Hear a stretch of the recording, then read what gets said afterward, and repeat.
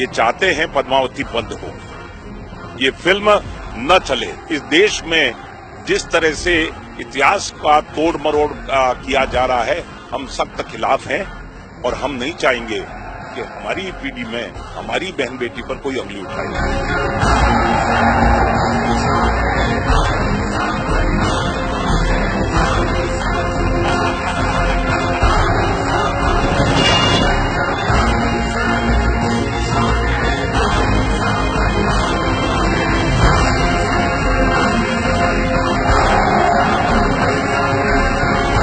मित्रों, अगर कोई गर्दन काट के लाएगा तो 10 करोड़ तो हम देंगे, परंतु 10 करोड़ के बाद उसके परिवार का पालन पोषण भी हम करेंगे।